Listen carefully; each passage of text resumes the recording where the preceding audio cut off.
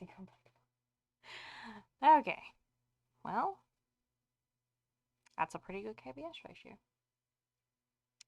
That's a pretty good KBS ratio. I hope the meme will... Hello, Jamie. Hello, hello. I hope the meme is visible or unreadable. Because I had to...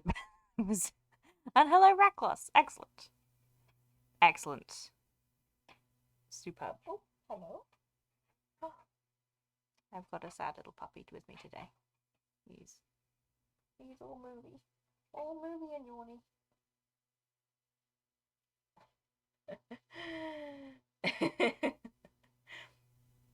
And admittedly, I think this is all the people we're going to get today. I think everybody else is busy, which is fine. I, it's fine to just have two people, so long as it's not the same two people every single time. We can just have two people. It's fine. And anyway, I also don't necessarily think this one is gonna be a long one. No, there's no songs this time because I think we're just going to get to the Black Gate. I don't think there are any songs until we get to the Black Gate.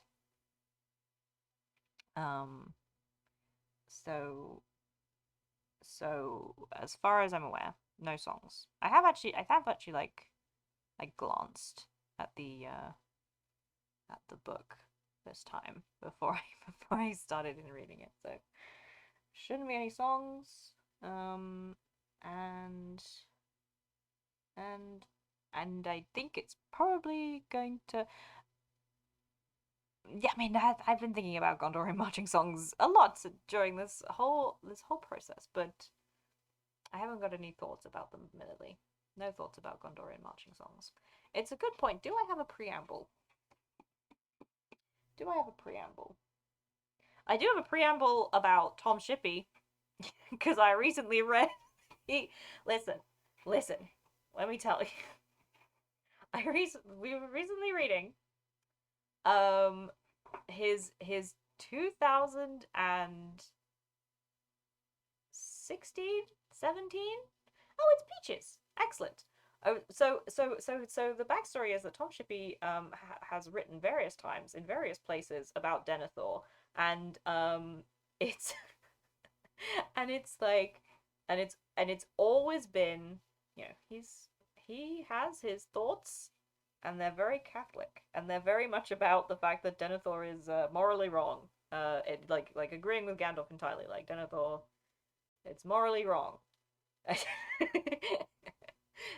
I You do have to listen though, because so it's morally wrong for Denethor to have committed suicide because he is not he wasn't trusting to Providence. That's what this new thing was saying. It was very it's great. It's a great article. But so he's at various times he's been talking about this, and he's been talking about how um what Denethor saw in the Palantir to make him commit suicide, which of course I would debate about, as the man was already suicidal, but anyway, the point is he wrote a new article in Malon about what he said, and it sounded like he was going to retract some of the things that he said about Denethor. So we had to read it. But but the main thing that I assumed that he was going to retract, which was the bit about the fact that he thought that Denethor also saw in the Palantir that that the fleet was coming up the Anduin. He did not retract that. He he doubled down on that. He said, yeah, you know, Denethor stated that Denethor saw the fleets coming up the Anduin and the Palantir. Number one, and he had the page number, and I looked at the page number. It's the Pyre of Denethor. It's literally the part where Denethor says, "The fool's hope has tricked thee. No, wait, the winds of thy folly, etc., etc." It's about him telling Gandalf that everything's going wrong. and all Denethor says is that like he knows that there are corsairs coming up the Anduin. He doesn't say you learn it from the Palantir.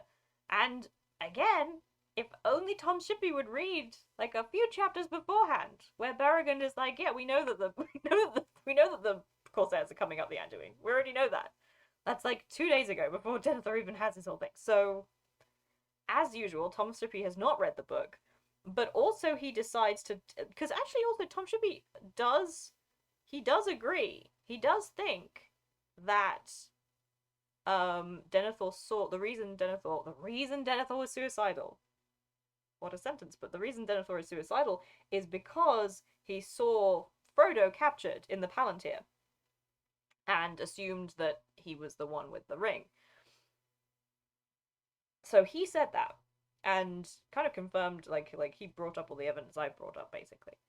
But what he was doing was he was replying to another woman who was saying that he couldn't have because Tom Shippey thought it was because Sauron had explicitly like controlled the vision. He'd been like, look, see, here's Frodo, I have him, and he's got the ring, and you should kill yourself now. That's what Tom Shippey was arguing. An impossibility, as Jessica, who's the other Jessica Yates, the other scholar, was like, no, that's impossible. I have other issues to pick about with Jessica Yates and her read on the subject, which was similarly it had a lot of film brain rot in that one. There was a lot of film brain rot in that one. Yes. Mm-hmm. Exactly. Sorry, hello hello Tisa. Nice to have you in. And hello Peaches. I think I did say hello to Peaches. I think I did. Yes. So she was sort of like well, obviously it's a plot hole because obviously if Sauron had known that that Frodo and about Frodo and the ring and stuff, then he would have gone and gotten Frodo. And if if Denethor is using the Palantir, then obviously he could have been interrogated by Sauron, and then the plan would have come out, and we would all have been dead. And I'm like, that's not how Palantirs work. That's not how Palantirs work, and it's not how Denethor works, and it's not how Sauron works, and basically, I once again, peer review is a joke. The Tolkien academic field is riddled with misinformation and very sweeping assumptions that don't even have. They make sweeping assumptions about that. This woman one time says that if that it's a plot hole that Gandalf doesn't know whether or not Sauron has the ring, because he would have felt it if Sauron had gotten the ring through his ring. Which had, like, she didn't cite anything for that. She's just like, I'm just gonna put that out there. Source my understanding of how elven rings work. Apparently that's how that works. But no, that's not how that works. At least, no, we have no evidence that that's how that works. Gandalf is never like, huh, I wonder if Bilbo's using the ring, because I can feel it in my fire ring. If Gandalf needed, like, if Gandalf had a ring that could tell him when the One Ring was doing things, then surely... Exactly, yes, Han Solo, that's not how the rings work. I'm sure they did talk about it. I'm sure there's a discussion about how we can. No, don't say that, Rackles. No, don't say that. But if that was the case, then why didn't she cite it? Because she didn't. She didn't cite it at all. Oh, where's the puppy going? Anxious puppy moving. I'm sorry, Rackles.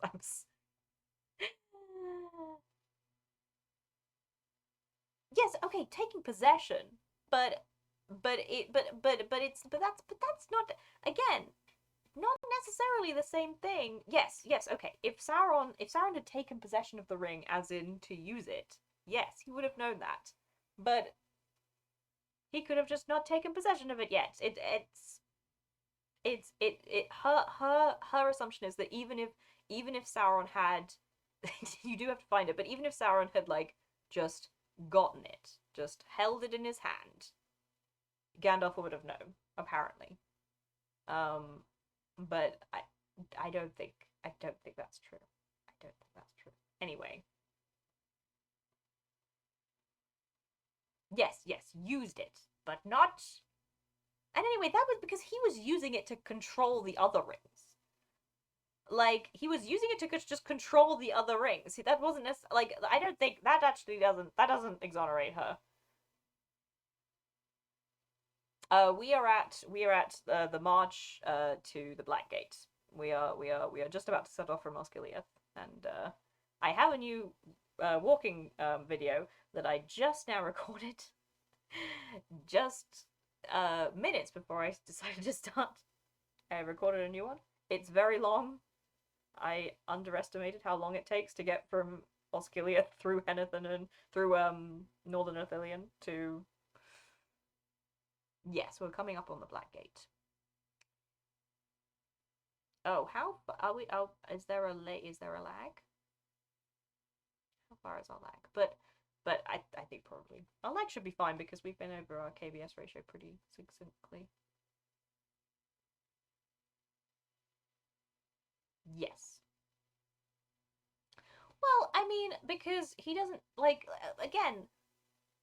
I must be. I'm arguing with Raklos from a few minutes ago, but but if the elves felt when like all that says is the elves felt when he used the ring, but that could easily mean that the elves felt when he used the ring to control the other rings. Why would it be? Why would I don't know that that necessarily translates to every time he uses the ring for whatever purpose, then that means they all have to know about it. I don't think that translates. I don't think that translates. I think if he uses the ring to try and control the other rings, then yes, of course the other rings would know about it.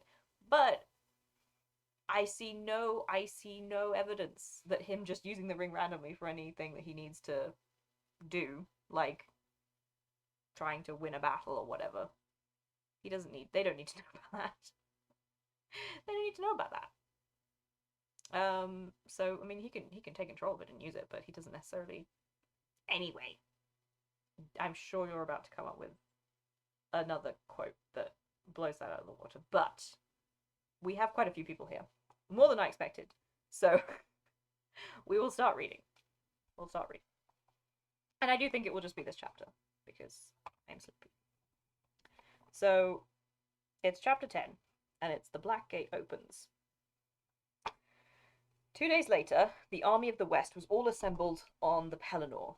The host of orcs and easterlings had turned back out of Anorion, but harried and scattered by the Rohirrim, they had broken and fled with little fighting towards Caer Andros. And with that threat destroyed, and new strength arriving out of the south, the city was as well manned as it might be. Scouts reported that no enemies remained upon the roads upon the roads east as far as the crossroads of the fallen king. All now was ready for the last throw. Jamie, what have you said? What purpose is more important than possessing Gandalf? He's just gotta have that old man. He's just gotta have him. And Gandalf is hot stuff in the Maya world. I I don't know. I don't agree. I don't think Sauron should take a better care of his privacy. I think I my point still stands. I don't know why he would want to do anything other than take control of Gandalf, but just because he used it to not take control of Gandalf doesn't mean Gandalf would know. What is this? Seems like a design flaw, doesn't it? Like he's there making it secret and he tries to out to just, I don't know, dominate some orc and all the ring bearers get a pop-up saying Sauron is now online. That's quite funny because Jessica Yates was also talking about using the Palantir as a kind of like, you are now online. Denethor has logged on then Sauron can see a little pop-up of about 10 foot. But that is also not how Palantirs work. Yes. He thinks he's the smartest person around. So does Gandalf, though. Like, I'm not into. Are we real? I like not to be Sauron positive on record, but it Gandalf is also that way. Gandalf also thinks he's the smartest person around. He thinks he's smarter than Sauron. So, and they think that's smarter than each other. I don't see the difference. I don't see the difference between the two of them, personally. There's one of them believes in God, the other one wants to be a god. That's the difference. Anyway, we're reading now, so yes. Legolas and Gimli were to ride again together in the company of Aragorn and Gandalf, who went in the van with the Dunedain and the Sons of Elrond. But Merry, to his shame, was not to go with them. "You are not fit for such a journey," said Aragorn. "But do not be ashamed. If you do no more in this war, you have already earned great honour. Peregrine shall go and represent the Shire folk, and do not grudge him his chance of peril, for though he has done as well as his fortune allowed, he has yet to match your deed. But in truth all now are in like danger, though it may be our part to find a bitter end before the gate of Mordor. If we do so, then you will come also to a last stand, either here or wherever the black tide overtakes you. Farewell." Thanks, Gan. Thanks, Aragorn. Thank you, Aragorn. No, he's not. He's not. Give me a point where Gandalf is humble. I will wait. I'll wait to see where Gandalf is humbled. Please. Please tell me. I won't actually wait. I'm gonna keep reading, but you can search for that while I read. And so despondently Merry now stood and watched the mustering of the army. Bergil was with him, and he was also downcast, for his father was to march, leading a company of the men of the city. He could not rejoin the guard until his case was judged. In that same company Pippin was also to go, as a soldier of Gondor. Merry could see him not far off, a small but upright figure among the tall men of Minas Tirith. That is actually quite a sad little image. Oh. At last the trumpets rang, and the army began to move. Troop by troop, and company by company, they wheeled and went off eastward, and long after they had passed away out of sight down the great road to the causeway, Merry stood there. The last glint of the morning sun on spear and helm twinkled and was lost, and still he remained, with bowed head and heavy heart, feeling friendless and alone. Every one that he cared for had gone away into that gloom that hung over the distant eastern sky, and little hope at all was left in his heart that he would ever see any of them again. As if recalled by his mood of despair, the pain of his arm returned, and he felt weak and old, and the sunlight seemed thin. He was roused by the touch of Bergil's hand. "Come, Master Perian," said the lad. "You are still in pain, I see. I will help you back to the healers, but do not fear, they will come back. The men of Minas Tirith will never be overcome, and now they have the Lord Elfstone and Berengond of the Guard too." Equal.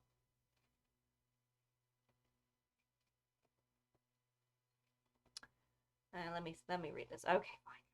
Gandalf was scared of going to Middle-earth to face Sauron. He understands his limitations. I mean,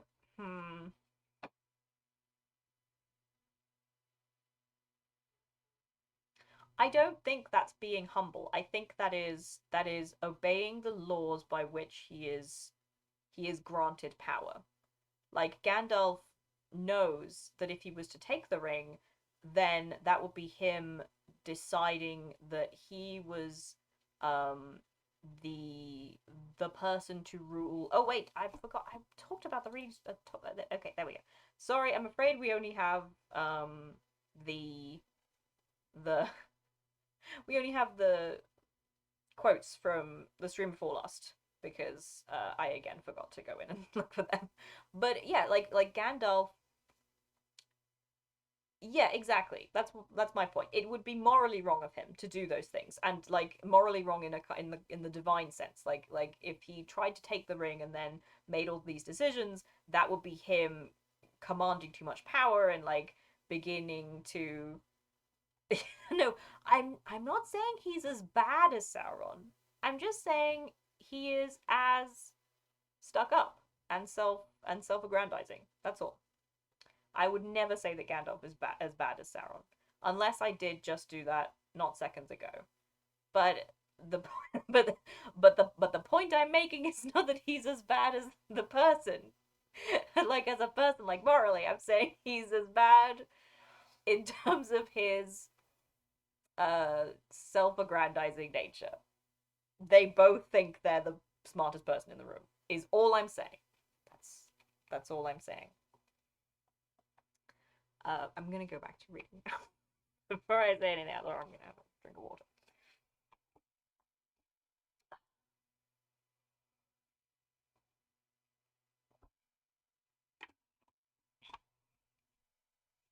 Okay.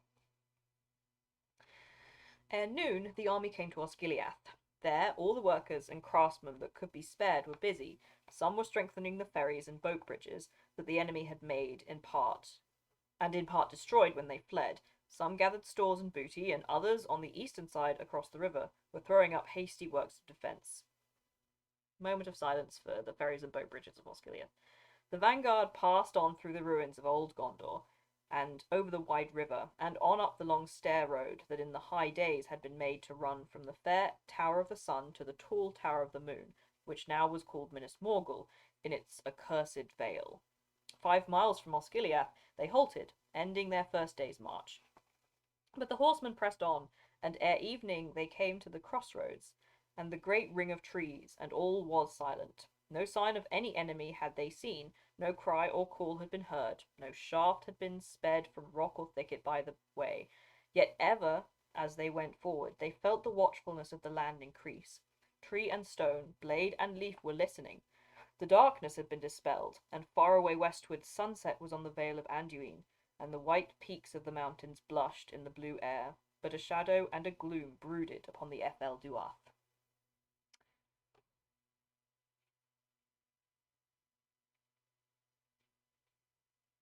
This I can't get involved in this debate, but I do think Gandalf would turn himself into a wolf to fight a human. I think that is if he was able to do it, I think he would.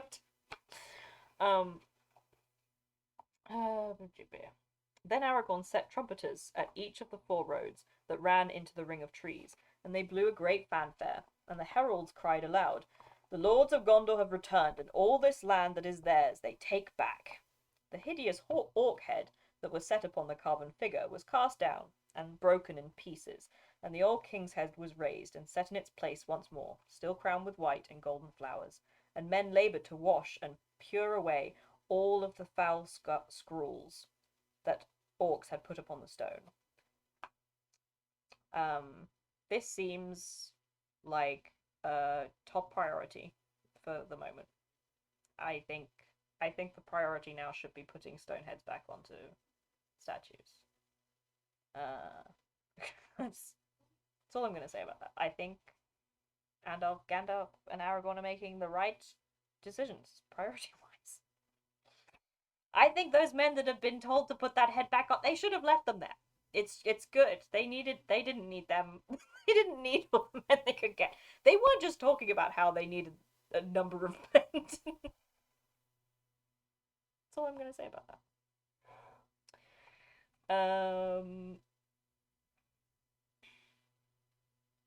Now in their debate, some had counselled that Minas Morgul should be assailed first, and if they might take it, it should be utterly destroyed.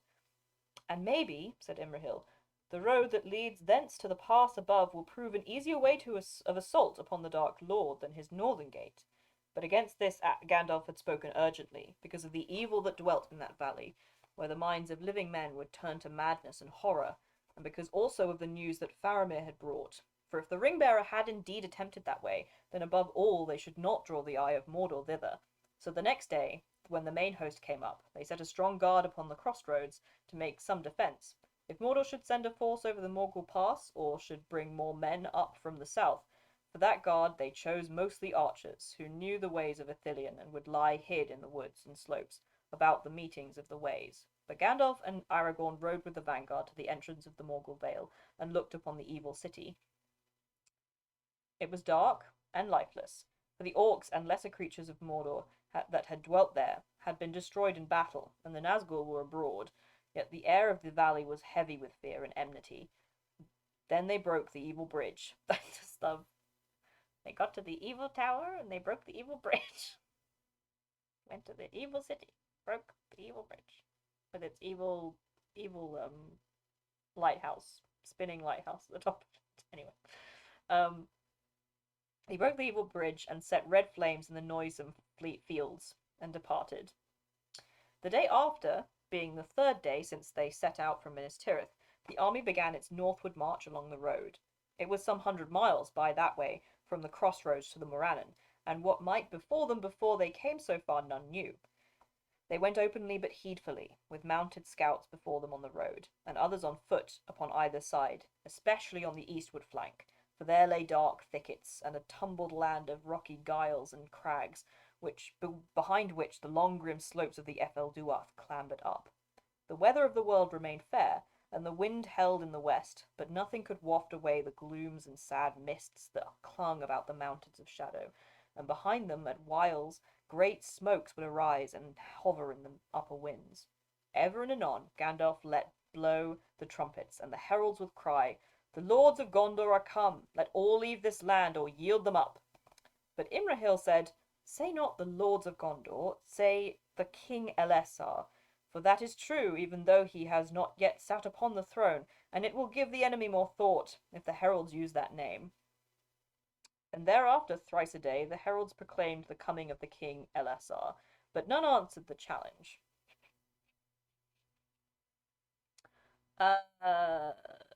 Minas Morgul from the mouth of the valley? That's a good point, actually. Hang on. Can you see Morgul Vale from the mouth of the valley? See Minas Morgul from the mouth of the valley? Yes, you can. Yes, you can. The mouth of the valley, because Minas Morgul is so tall, you can see it from the mouth of the valley, yes. It's also, like... I mean, it is actually quite a far... I mean, you are right. It is quite far to go through that valley. So it is actually quite wild. Yeah, so, yeah. It's a tall city, alright? It's a very tall city. It goes up a way. It's a few miles tall. So, don't not a few miles tall. It's like a mile tall, I think. Anyway, you can.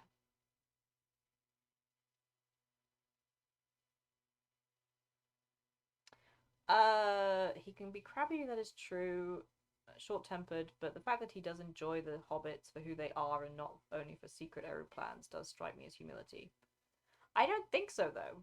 Like, why would enjoying the hobbits? I mean, again, I question whether or not he enjoys the hobbits as like as for their humility, because like even Gandalf is wrong about hobbits regularly. He has this view of hobbits, and again he doesn't necessarily protect them as much as he could. Like, I really do think that whilst Gandalf, like the reason Gandalf likes hobbits is because they occupy their god-given place in the world humbly and gratefully, and they don't try and do like they're not irritating to him. They don't try and question him about everything. I mean, and when they do try and question him about things, he gets very angry with them. Like, his appreciation of hobbits is very much more like the appreciation of a lord going, now these ones, they know their place, they know what they're doing, they are humble and meek. That doesn't necessarily mean he's humble and meek. I don't think I don't think those tracks. Those two ideas track. But anyway.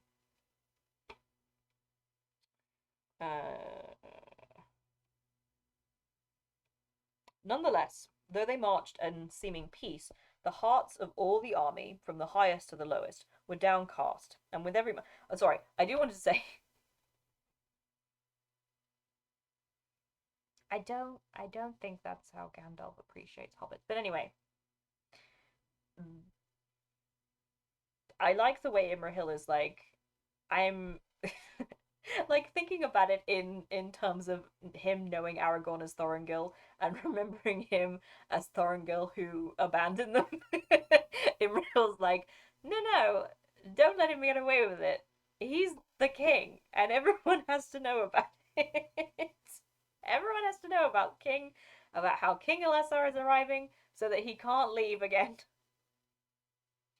Well, okay, but again, like that's not like Sauron and Saruman optimizing their agrarian output is that's again that's not faithful. That's not how God would want them to do it. Like it's not that like Gandalf's appreciation of their humbleness and their meekness is and their their way of life is that that's how they should be. That's the way they should act. They are not rising above their station. They're not trying to be more than they are. And again, they're not trying to question him unless they are. Uh, like Sauron and Saruman aren't faithful. They aren't appreciating anything the way Gandalf appreciates things, but that doesn't necessarily mean that they're appreciating him in that he's appreciating them in a humble way. Yes, exactly. It is a virtue. It's not humble though. But I mean, you're making my point for me. Yes, loving the world as Eru created it is a virtue, as that Eru has designated. Eru has designated that it is a virtue to love the world as he's created it. But that doesn't necessarily mean to my sensibilities. Uh, I'm saying God's wrong. I don't know when you God. No, I'm sorry. We're gonna keep going.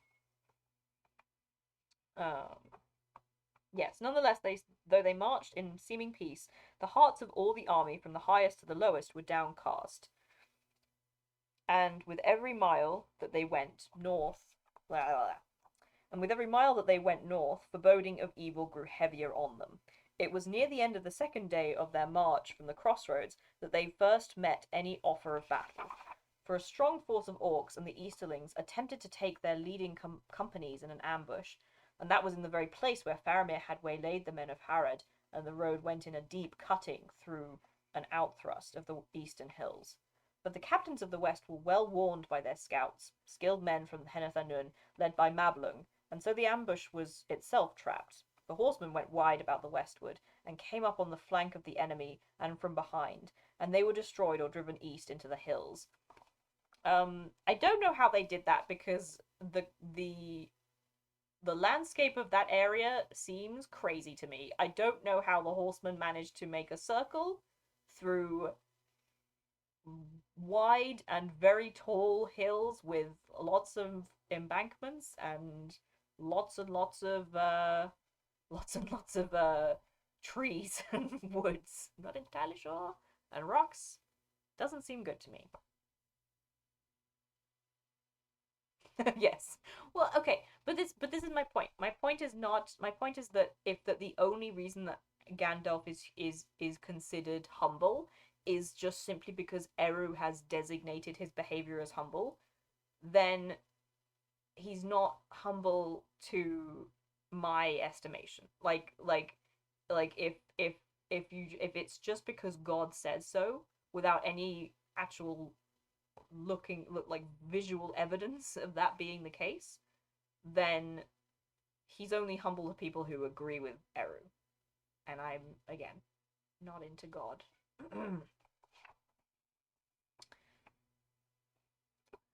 But the victory did little to enhearten the captains. It is but a feint, said Aragorn, and its chief purpose, I deem, was rather to draw us on by a false guess of our enemy's weakness than to do us much hurt yet. And from that evening onward the Nazgul came and followed every move of the army. They still flew high and out of sight of all save Legolas, and yet their presence could be felt as a deepening of shadow and a dimness of the sun, and though the ringwraiths did not yet stoop low upon their foes, and were silent, uttering no cry, the dread of them could not be shaken. So time and the hopeless journey wore away.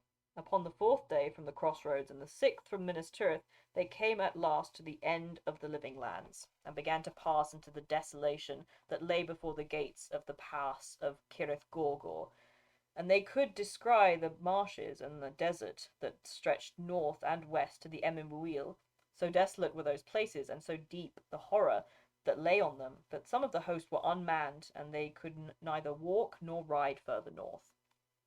Aragorn looked on them, and there was pity in his eyes rather than wrath, for these were young men of Rohan, from Westfold, far away, or husbandmen from Lossarnach, and to them Mordor had been from childhood a name of evil and yet unreal, a legend that had no part in their simple life, and now they walked like men in a hideous dream made true, and they understood not this war, nor why fate which should lead them to such a pass. Okay, now listen. I have bones to pick. Westfold of Rohan. Okay, I kind of get it. They would not know about Mordor.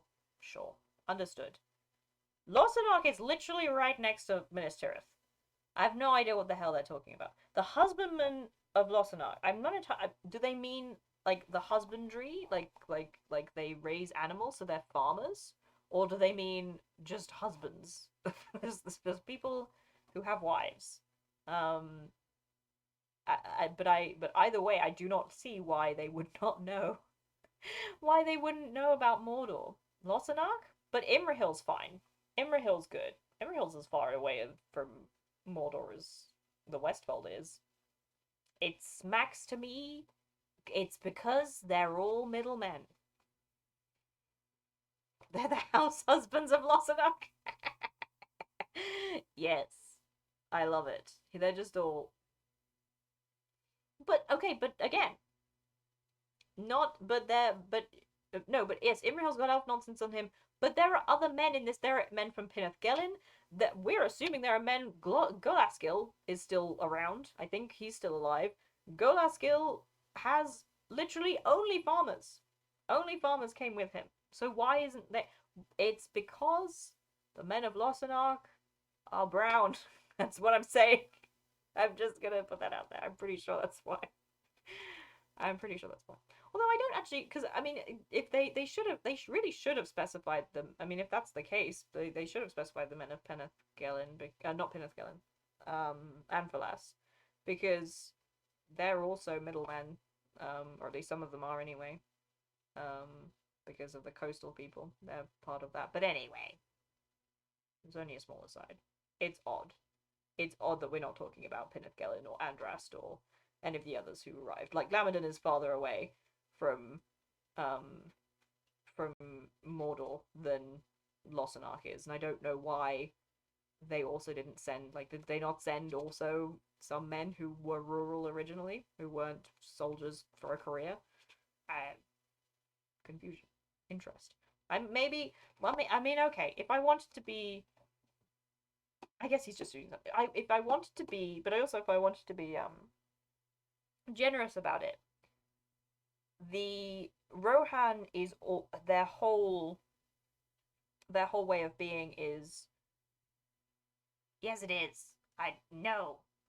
But he doesn't say et al. He doesn't like say etc. He just says, for these were young men from Rohan, from Westfold far away, or husbandmen from Lossark.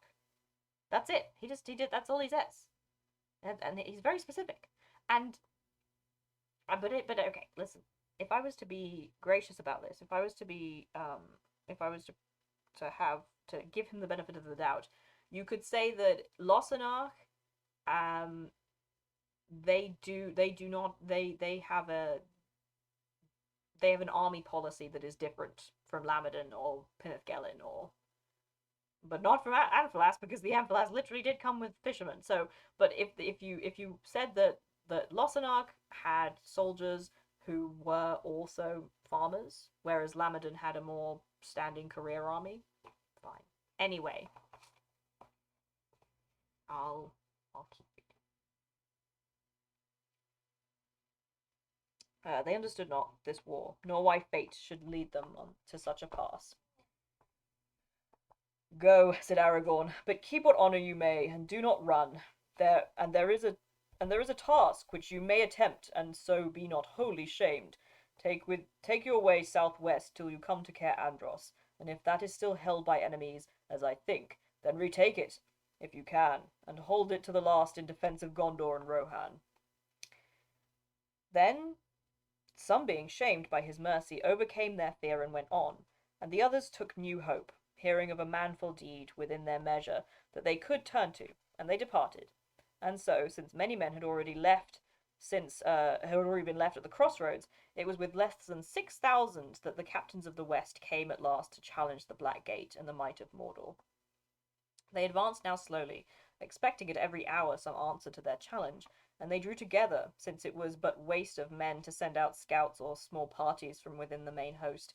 At nightfall, on the 5th day of the march from the Morgul Vale, they made their last camp, and set fires about it, of such dead wood and heath as they could find. They passed the hours of night in wakefulness, and they were aware of many things half seen that walked and prowled all about them, and they heard the howling of wolves. The night had died, and all the air seemed still. Sorry, the wind had died, and all the air seemed still. They could see little, for though it was cloudless and the waxing moon was 4 nights old, there were smokes and fumes that rose out of the earth, and the white crescent was shrouded in the mists of Mordor. It grew cold. As morning came, the wind began to stir again, but now it came from the north, and soon it freshened to a rising breeze. All the night walkers were gone, and the land seemed empty.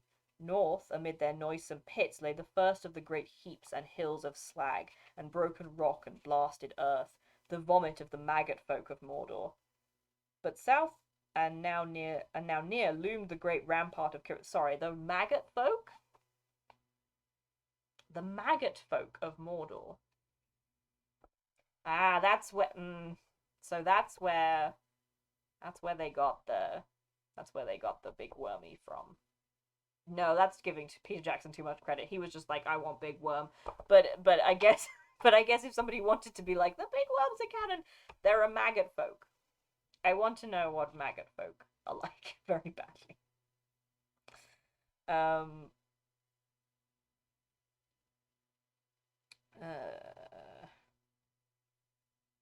But south and now near loomed the great rampart of Cirith Gorgor, and the black gate amidmost, and the two towers of the Teeth, tall and dark upon either side. For in their last march the captains had turned away from the old road as it bent east, and avoided the peril of the lurking hills, and so now they were approaching the Morannon from the northwest, even as Frodo had done. That's where they got the maggoty bread from there. I guess that is, yeah.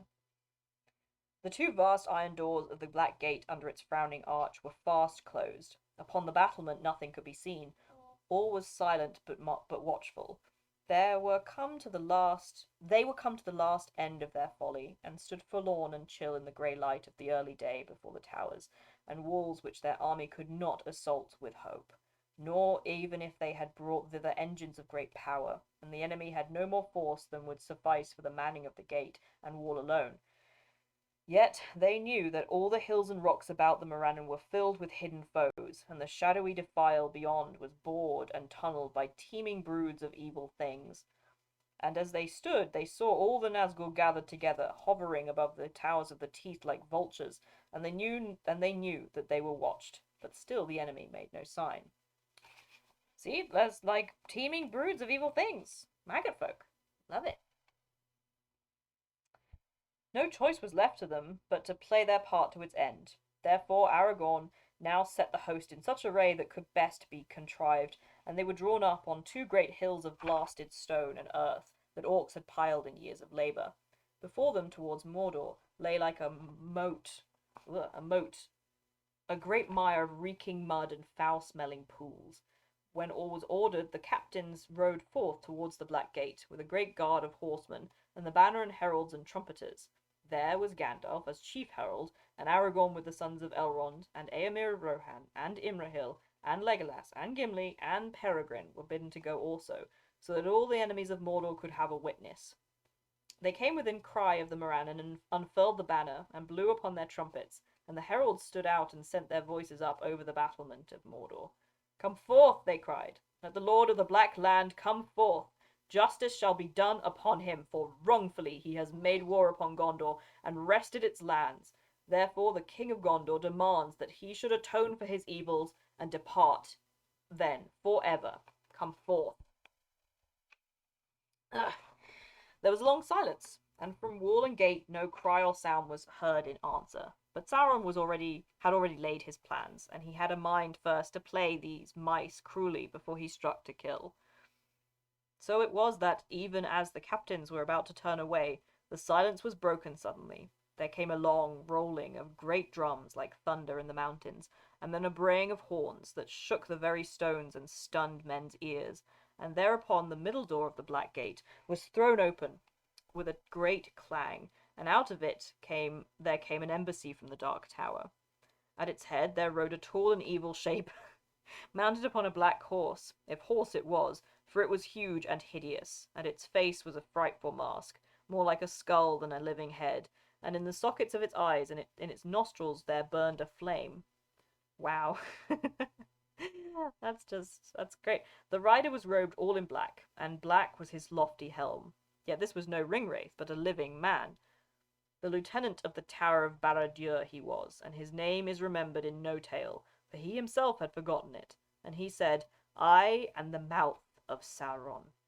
But it is told that he was a renegade, who came of the race of those that are named the Black Númenóreans, for they established their dwellings in Middle-earth during the years of Sauron's dominion, and they worshipped him, being enamored of evil knowledge. And he being enamored of evil knowledge, I just love it.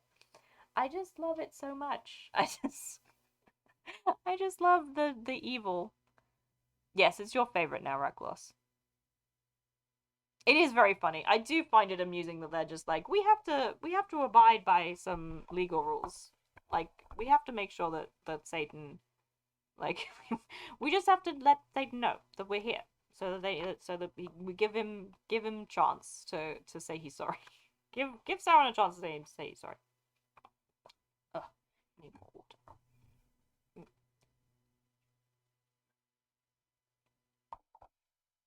It is, though. The horse is an exclusive video game mount. It's very funny. I'm pretty sure I have it in Assassin's Creed Odyssey. Like, this is that's that horse. Yes. I don't know how to voice the mouth of Sauron, I'm afraid. Yeah, pause. Yeah, I want to know, but I do want to know about his backstory. I do want to know. I want to know why he got an evil horse and why he's evil shaped, and I do. Yeah, I like it. That's cool. Um, I do want to know. So okay, so who came? Yes, but he's enamored. I am enamored by yes. Yes.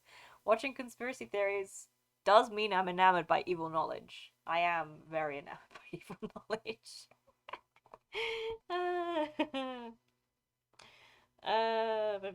There. Yes, enamored by evil knowledge. And he entered the service of the Dark Tower when it first arose again. And because of his cunning, he grew ever higher in the Lord's favour, and he learned great sorcery, and knew much of the mind of Sauron, and he was more cruel than any orc. He it was that now rode out, and with him came only a small company of black harnessed soldiery, and a single banner, black but bearing on it in red the evil eye.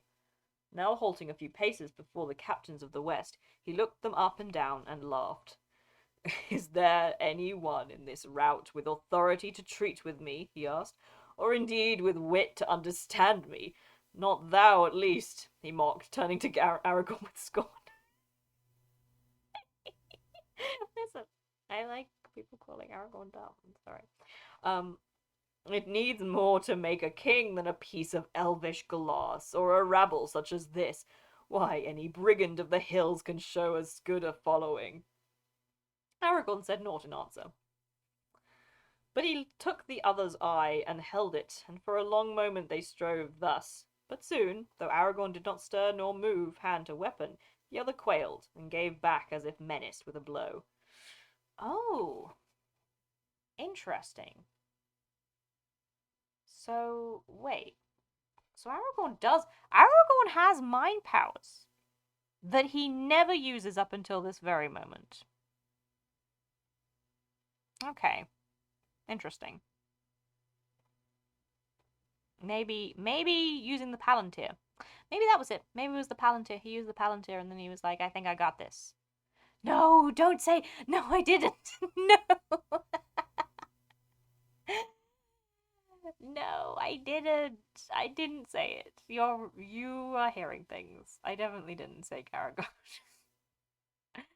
I definitely didn't say Aragorn. I didn't. I promise. I promise I didn't. Um, we're moving on. But yeah, I mean, so I think probably that is it. I think probably he used the Palantir and then because the Palantir is supposed to give you powers. Palantir is supposed to give you random powers, which I think is why Denethor has such things. But I guess Aragorn also has powers now. No! We're moving on! You have to clip it. You have to clip it so I know you're right. I won't believe you otherwise. Aragorn said not an answer, but he took the other quailed and gave back as if menaced by a blow. I am the herald and ambassador and may not be assailed, he cried. Where such laws hold, said Gandalf, it is also the custom for ambassadors to use less insolence. But no one has threatened you. You have naught to fear from us, until your errand is done. But unless your master has come to new wisdom, then with all his servants you will be in great peril.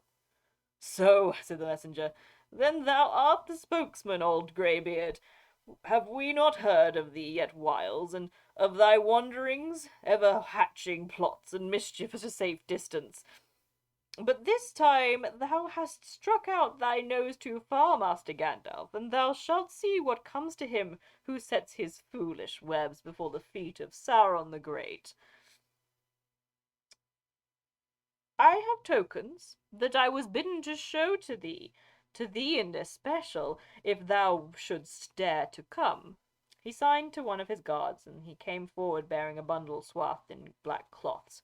The messenger put these aside, and there, to the wonder and dismay of all the captains, he held up first the short sword that Sam had carried, and next a grey cloak with an elven brooch, and last the coat of mithril mail that Frodo had worn wrapped in his tattered garments.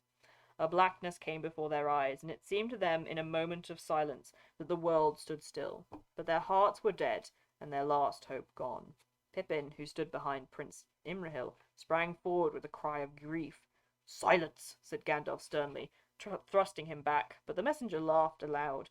"So you have yet another of these imps with you," he cried. "What use you find in them I cannot guess, but to send them as spies into Mordor is beyond even your accustomed folly. Still, I thank him, for it is plain that this brat at least has seen these tokens before, and it would be vain for you to deny them now." I do not wish to deny them," said Gandalf. "Indeed, I know them all and all their history, and despite your foul mouth of Sauron, you cannot say as much. But why do you bring them here? Dwarf coat, elf cloak, blade of the downfallen west, and spy from the little rat land of the Shire. Nay, do not start, we know it well. Here are the marks of a conspiracy. Now maybe he that bore these things was a creature that you would not grieve to lose, and with what little wit is left to you. And maybe otherwise, one dear to you, perhaps? If so, take counsel with what little wit is left to you, for Sauron does not love spies, and what his fate shall be depends upon your choice." No one answered him, but he saw their faces grey with fear and the horror in their eyes, and he laughed again, for it seemed to him that his sport went well. "Good, good," he said. "He was dear to you, I see, or else his errand was one that you did not wish to fail. It has, and now he shall endure the slow torment of years, as long and slow as our arts in the great tower can contrive, and never be released, unless, maybe, when he is changed and broken, so that he may come to you, and you shall see what you have done. This shall surely be, unless you accept my lord's terms." "Name the terms," said Gandalf steadily, but those near by saw the anguish in his face, and now he seemed an old and wizened man, crushed and defeated at last. They did not doubt that he would accept. "These are the terms," said the messenger, and smiled as he eyed them one by one. The rabble of Gondor, still there. Wait, what have you been saying? How dare you spy on our sovereign state? Yes, I know, terrible. Top 10 evil moments. I love this. This guy with a horse straight from hell arrives on behalf of Satan and goes, "Please remember the Geneva Convention." You're right, he does. It's true. It's a great scene. I love this. I'll tell you, yeah. How dare you spy on our sovereign state? It is very funny. Even knowledge confirmed. Blah, blah. And smiled as he eyed them and smiled as he eyed them one by one. The rabble of Gondor and its deluded allies shall withdraw at once beyond the Anduin, first taking oaths never again to assail Sauron the Great in arms, open or in secret. All lands east of the Anduin shall be Sauron's forever, solely. West of the Anduin, as far as the Misty Mountains and the Gap of Rohan, shall be tributary to Mordor, and men there shall bear no arms, but shall have leave to govern their own affairs. But they shall help to rebuild Isengard, which they have wantonly destroyed, and that shall be Sauron's, and there his lieutenant shall dwell, not Saruman, but one more worthy of trust. I love that very much. It's very funny to me. Saruman's just bad. Everyone hates him. Looking in the messenger's eyes, they read his thought. He was to be that lieutenant, and gather all that remained of the West under his sway. He would be their tyrant, and they his slaves. But Gandalf said, "This is much to demand for the delivery of one servant, that your master should receive in exchange what he must else fight many a war to gain. Or has the field of Gondor destroyed his hope in war, so that he falls to haggling? And if indeed we rated this prisoner so high, what surety have we that Sauron the base, master of treachery, will keep his part? Where is this prisoner? Let him be brought forth and yielded to us, and then we will consider these demands." It seemed then to Gandalf, intent, watching him as a man engaged in fencing with a deadly foe, that for the taking of a breath the messenger was at a loss. Yet swiftly he laughed again. "Do not bandy words in your insolence with the mouth of Sauron," he cried. "Surety you crave. Sauron gives none. If you sue for his clemency, you must first do his bidding. These are his terms. Take them or leave them." "These we will take," said Gandalf suddenly. He cast aside his cloak, and a white light shone forth like a sword in that black place. Before his upraised hand the foul messenger recoiled, and Gandalf, coming, seized and took from him the tokens, coat, cloak, and sword. "These we will take in memory of our friend," he cried. "But as for your terms, we reject them utterly. Get you gone, for your embassy is over, and death is near you. We did not come here to waste words in treating with Sauron, faithless and accursed, still less with one of his slaves. Be gone." Then the messenger of Mordor laughed no more. His face was twisted with amazement and anger to the likeness of some wild beast, that, as it crouches on its prey, is smitten on the muzzle with a stinging rod. That's a very, very funny. That's a very funny image. He just booped him on the nose. He just bopped him. He just bopped him on the nose, and he's like, "Ugh, ow, I didn't want to do that." Anyway,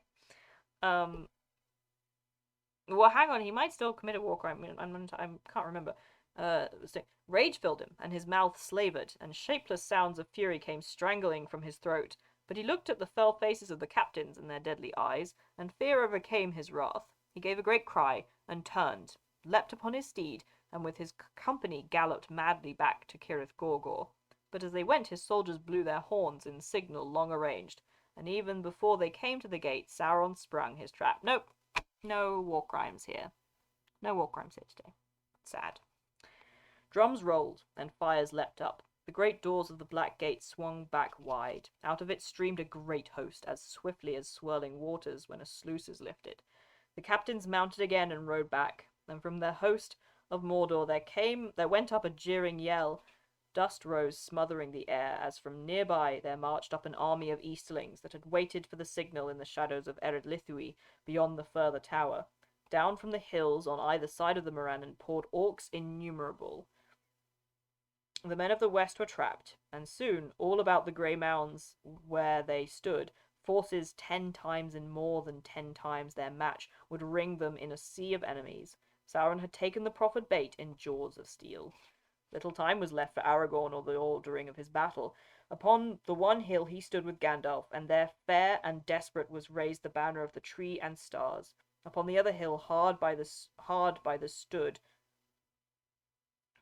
the other hill hard by stood the banners of Rohan and Dol Amroth, White Horse and Silver Swan. and about each hill a ring was made, facing all ways, bristling with spear and sword. But in the front towards Mordor, where the first bitter assault would come, there stood the Sons of Elrond, and on the left were the Dunedain about them, and on the right the Prince Imrahil, with his men of Dol Amroth, tall and fair, and picked men of the Tower Guard.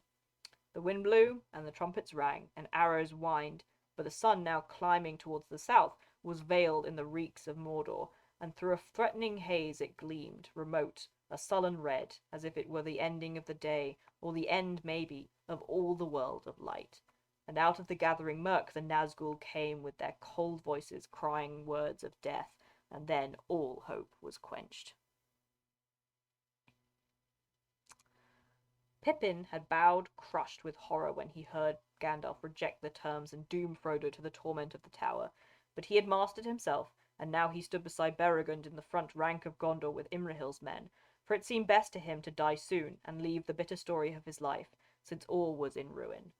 "I wish Merry were here," he heard himself saying, and quick thoughts raced through his mind even as he watched the enemy come charging to the assault. Well, well, now, at any rate, I understand poor Denethor a little better.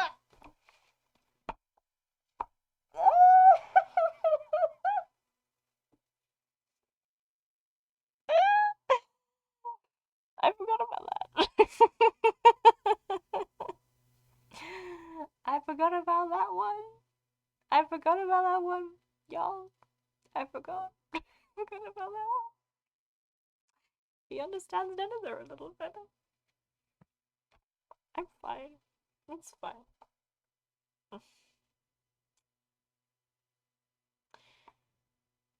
Oh, God.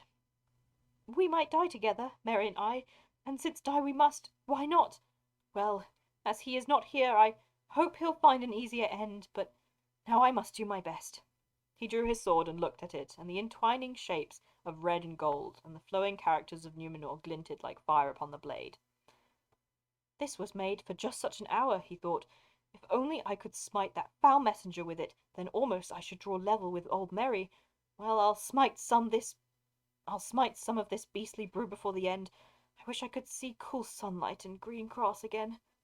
Even then, as he thought these things, the first assault crashed into them. The orcs, hindered by the mires that lay before the hills, halted and poured their arrows into the defending ranks. But through them came, striding up, roaring like beasts, a great company of hill trolls out of Gorgoroth. Taller and broader than men they were, and they were clad only in close-fitting mesh of horny scales, or maybe that was just their hideous hide. But they bore round bucklers, huge and black, and wielding heavy hammers in their knotted hands. Reckless, they sprang into the pools, and waded across, bellowing as they came. Like a storm they broke upon the line of the men of Gondor, and beat upon helm and head, and arm and shield, as smiths hewing the hot bending iron. At Pippin's side Beregond was stunned and overborne, and he fell, and the great troll chief that smote him down bent over him, reaching out a clutching claw, for those fell creatures could bite the throats of those that they threw down. Then Pippin stabbed upwards, and the written blade of Westernesse pierced through the hide and went deep into the vitals of the troll, and his black blood came gushing out.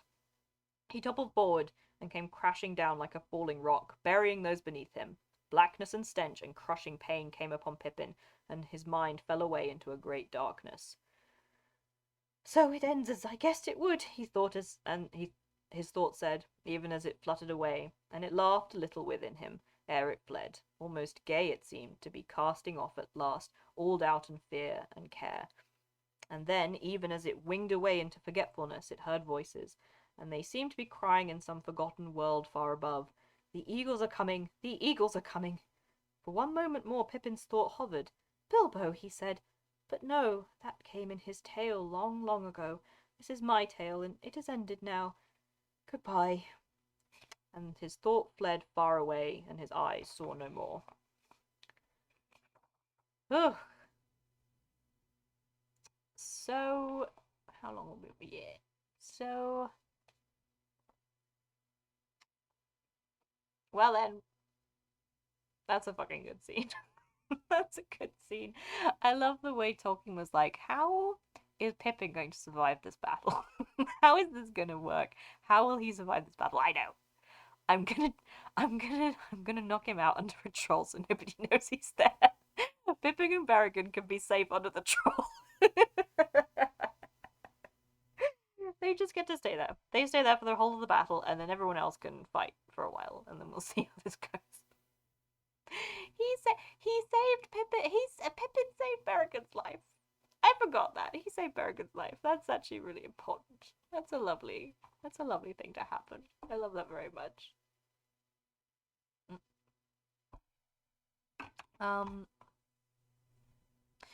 Well, he liked writing the Battle of Helm's Deep. Helm's Deep was actually quite a long battle.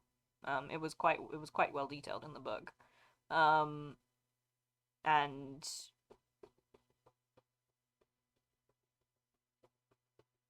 yes, this moment definitely felt like Pippin was about to die. That felt right. That Pippin was about to die here. It seemed that way. But I'm trying to think if I want to end here. Let's see, because we've finished the book now. We finished the book 5, and we've only got book 6 to go, because the 3 books are actually divided into 2. So and now we're with Sam. Back to the Tower of Kirith Ungol, and we're about to hear him, go and save. And I'm not sure if there's a good place to stop for a while after this. Yeah. Yeah. Yeah. Yeah. I think maybe we'll stop there, because that's like 20 pages. So just a short one today. But it's good that we got to the end of that. I do, and that's like, I like the maggot folk. I love the Mouth of Sauron. Love that man. I love the fact that he's just like kind of out there still. Yeah. I love the fact that he's just kind of out there still. It's just like that dude's. Well, I mean, Lord of the Rings Online is like, yeah, that dude is fully being a real asshole. In after Sauron's destroyed and everything's going, Lord of the Rings Online is like, well, we can do a lot of shit with this.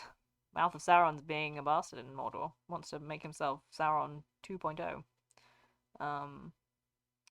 So, yep, I think that'll be it. Thank you again all for coming. I did not expect 6 people to come, but they did. So thank you very much. I had a good time. I've missed doing it, and I've finally gotten my brain back together. My body is back together as well.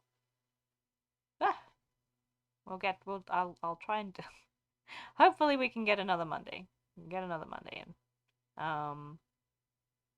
So yes, that'll be it. Oh God, poor how so okay. So Pippin is allowed to have sympathy, but never mind. We can't get into it. Never mind. Can't get into it. We'll stop it today. Thank you again all for coming.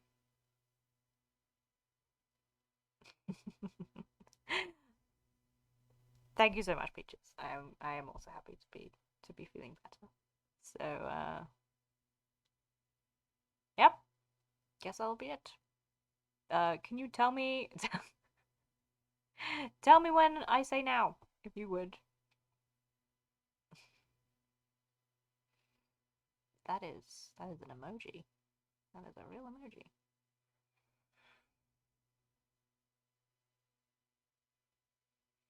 Can you Oh. I'm also glad you could join, Disa. It's good to have you in. Thank you so much, Peaches.